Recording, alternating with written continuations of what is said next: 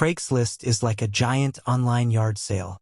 You can find just about anything: furniture, electronics, old tools, even pets.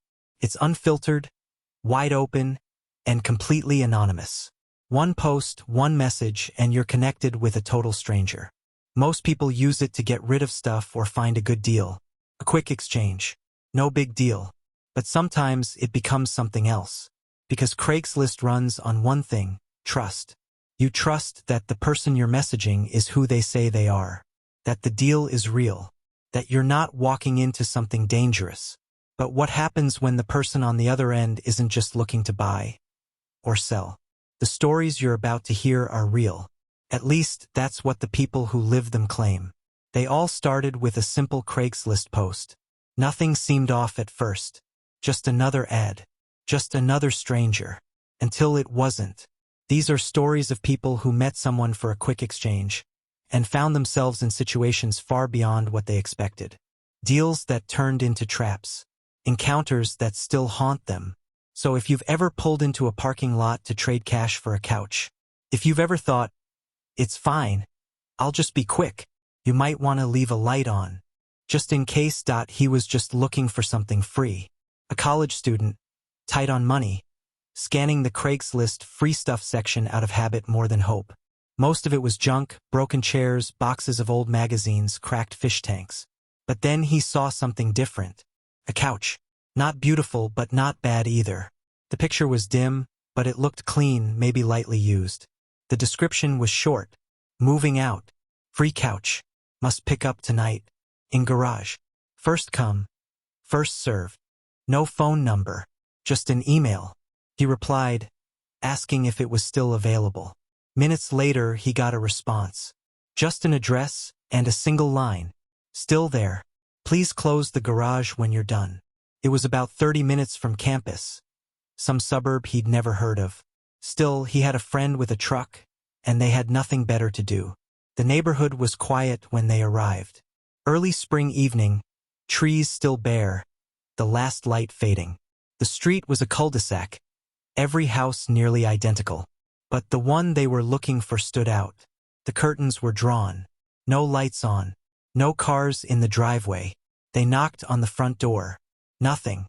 Then they saw the note, taped to the door, written in neat handwriting. Couch is in the garage. Please close the door when you're done. The garage door was already open. Inside, the couch sat wrapped in a large plastic tarp. Strange, but maybe it was to keep it clean. The place smelled faintly of dust and gasoline. They pulled the tarp back. The couch wasn't in bad shape at all. Faded green fabric, heavy but still sturdy. That's when the smell hit them. Not strong at first. Just off, like old meat or mold. The student leaned over and pulled up one of the cushions. Underneath, jammed deep into the frame, were a few old black and white photographs. He picked one up. It was of a child. Face unclear. The edges were burnt. Another cushion revealed something worse. Dark, sticky stains across the inner lining. And then, a knife. Rusted, blade dull but wide, with something crusted near the handle. His heart jumped. He dropped the cushion and stood up fast. Then slam. He never replied. Not everything left on the curb is meant to be taken. She didn't even like dolls. They'd always creeped her out as a kid, especially the porcelain ones with glass eyes that never seemed to blink. But when her grandmother passed away, she inherited boxes of them. Dozens. Some still in display cases. Some wrapped in faded tissue paper. All of them old, fragile, and probably worth something. She didn't want them in the apartment. So she took a few pictures and posted them on Craigslist. Vintage porcelain dolls. From estate. Good condition. Make an offer. Within an hour, she got a reply. It wasn't like the other messages. Most were casual, short. This one was long and polite. He introduced himself as a collector, said he was fascinated by mid-century dolls, especially ones with original clothing. He offered double her asking price, but only if he could see them in person first. Said condition was everything, and photos didn't show enough detail. She hesitated. Meeting a stranger wasn't her favorite idea, but he sounded normal, kind even. His messages read like something out of an antique catalog. After a bit of back and forth, they agreed to meet in the lobby of her apartment building. Neutral ground. He arrived right on time. Older man, maybe late 50s. Clean, quiet, well-dressed. Carried a small magnifying glass in one hand, a thin leather folder in the other. She laid out 6 dolls on a bench in the lobby. He knelt down and examined each one carefully, checking the stitching on their dresses, the paint on their cheeks, the tiny shoes, and he talked to them, softly, under his breath. She couldn't hear the words, just the tone, gentle, almost affectionate. When he stood up, he picked 3. "These are special," he said. "I can feel it." She didn't know what to say, so she smiled and thanked him. He paid in cash, folded neatly. Before leaving, he said, "If you find more, please let me know. I'd love to see them." That night, she boxed up the rest and shoved them into her closet. A week later, he messaged again. Said one of the dolls didn't feel right. Not broken, just wrong. He asked if he could return it. Said he'd like to bring it back personally, out of respect. It made her uncomfortable, but she agreed. He didn't seem dangerous, just strange. Maybe lonely. When he showed up the next afternoon, he wasn't carrying one doll. He was holding all 3. She opened the lobby door halfway. "I thought you were returning just one?" "I changed my mind," he said. "They should be together. And maybe you should keep them." She shook her head. "No, I'm not. Look, just leave them here." He didn't move. His eyes drifted past her, toward the hallway behind her, toward the elevators. "You live alone?" he asked. She closed the door a little more. "You should go." He hesitated, then placed the dolls down on the floor and left without another word. That night, she didn't sleep well. The next morning, the dolls were still where she left them, just inside the door. But something about them felt different. Their heads were tilted slightly. One had its arms raised, like it had been caught mid-reach. She thought maybe she was just imagining it. But then small things started to feel off. Her apartment keys weren't where she usually left them. A glass she'd washed and put on the rack was now in the sink. Once, she came home to find the hall light on. She was sure she'd turned it off. The final straw came when she woke up to find all 3 dolls sitting on the coffee table in the living room. She never brought them there. She didn't tell anyone. Not yet. Instead, she bought a cheap motion-activated camera and hid it on a bookshelf facing the living room. That night, she slept with the bedroom door locked. The next day, she checked the footage. There was nothing for hours. Just darkness. Then movement. A shape. Person. He came in through the front door. Didn't break in. Didn't force anything. Just walked in. Quietly. It was him. The collector. He walked straight to the dolls. Sat down on the floor in front of them. And spoke. She turned up the volume. His voice was low, whispering. "She's like you," he said to one. "She moves like you. Sleeps like you." Then he picked one up and held it close. "She doesn't know yet. But she will." He didn't steal anything. Didn't look around. After a while, he stood and left, locking the door behind him. She called the police. The lock hadn't been picked. Nothing was forced. But outside, by the mailboxes, there was a key hidden behind a loose brick. Her spare. The one her landlord had told her to keep for emergencies. He must have seen her use it once. Or just gotten lucky. The police took the footage. Said they'd look into it. But he hadn't hurt her. He hadn't taken anything. Just watched. She changed the locks the same day. She threw the dolls away. Blocked his number. Deleted her Craigslist account. But every now and then, when she comes home late and the lights are already on, she checks every room just to be sure. Some buyers are only interested in the item. Others are interested in the seller. He collected old tools the way some people collected coins or stamps. Not just to look at, but to restore, to clean, to bring back to life. Hammers, planers, chisels, especially blacksmith gear.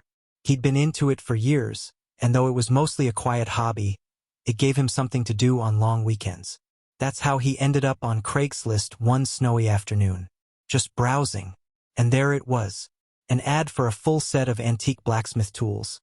Anvils, tongs, hammers, all of it, for only $100. No photos, just a short message. Old blacksmith tools. Full set. Heavy. Must pick up. Basement workshop. $100 firm. It didn't feel right. Stuff like that usually went for 10 times as much. But curiosity got the better of him. He emailed the seller. The reply came quickly. No name. Just an address and a short note. Still available. Bring cash. Workshop is around back. Tools are too heavy to bring upstairs. The address was out in the middle of nowhere. Some rural farm property, about an hour's drive from town. He hesitated, then packed some gloves, a flashlight, and hit the road. Snow clung to the trees as he left the city behind. The roads got narrower. Streetlights disappeared. Signal dropped. It was quiet, too quiet. When he finally arrived, the farmhouse looked like it hadn't been lived in for years. Paint peeling. Windows clouded with dirt. No tire tracks in the snow, but smoke curled faintly from a chimney. Before he could knock, the door creaked open.